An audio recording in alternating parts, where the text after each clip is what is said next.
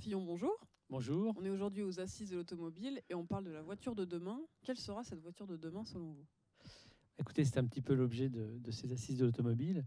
On est vraiment à une révolution en ce moment de l'automobile et qui est probablement plus importante que celle qu'on a connue quand on est passé de la voiture à cheval à la voiture à moteur à piston. Et on a peu de certitudes sur le futur, sauf une. Il faut qu'on arrive vers le zéro émission.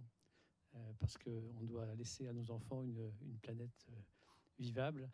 Et donc, aujourd'hui, il faut trouver toutes ces solutions pour arriver à décarboner nos voitures. Je crois que tout le monde aura toujours besoin d'une automobile, mais il faut qu'elle respecte l'environnement. Alors après, il y a de multiples possibilités. C'est l'électrification, ça c'est sûr. Mais est-ce qu'elle sera à batterie? Est-ce qu'elle sera à hydrogène? Est-ce qu'il y aura d'autres énergies décarbonées qui arriveront? C'est toute la question et c'était l'objet de ces assises de l'automobile. Et selon vous, quelle est la piste la plus prometteuse ou celle qu'on verra le plus vite? On a tous des préférences. Le véhicule à batterie est déjà là, il est assez facile à produire. Il a des limites en termes d'autonomie, de temps de recharge.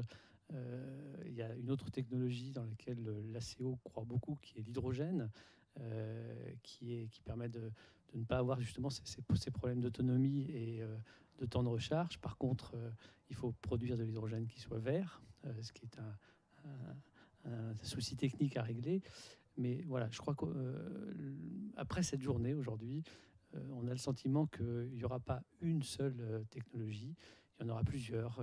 Il y aura probablement, pour quelqu'un qui fait que de la ville, le véhicule à batterie sera très bien. Pour quelqu'un qui fait des grandes distances, l'hydrogène, ça mieux. On sait aussi que l'hydrogène s'adaptera aussi mieux aux camions, aux bateaux, aux trains. C'est en ce sens-là qu'on pense que l'hydrogène a plus de possibilités que la batterie. Mais je crois qu'aujourd'hui, bien malin qui peut dire quelle sera la technologie dans 20 ans. Et cette révolution que va vivre l'automobile, qui doit la piloter? Alors, elle doit être pilotée par tous les acteurs de l'écosystème. Il y a effectivement le législateur, et je crois que ce qu'on a retenu ce que je retiens des assises d'aujourd'hui, c'est qu'il faut que le législateur soit neutre, c'est-à-dire qu'il ne favorise pas une technologie par rapport à une autre. Je crois qu'il faut laisser les industriels trouver la meilleure technologie, et puis il faut aussi demander l'avis des clients, parce qu'au final, ce sont eux qui vont acheter les voitures, et s'ils ne les achètent pas, s'ils ne croient pas en une technique, elle ne fonctionnera pas. Le législateur doit être neutre en termes de technologie, effectivement, mais il peut donner une impulsion qui sera aussi une ligne à suivre pour les constructeurs et pour les autres. Oui, je crois qu'il faut qu'il fixe un cap et de se dire qu'en 2040, on doit avoir des automobiles qui soient complètement décarbonées. Je pense que il faut le faire. Mais il ne faut pas attendre d'ailleurs 2040 pour le faire. Il faut commencer. Il y a des moyens aujourd'hui pour déjà diminuer nettement les consommations avec l'hybride, le plug-in hybride.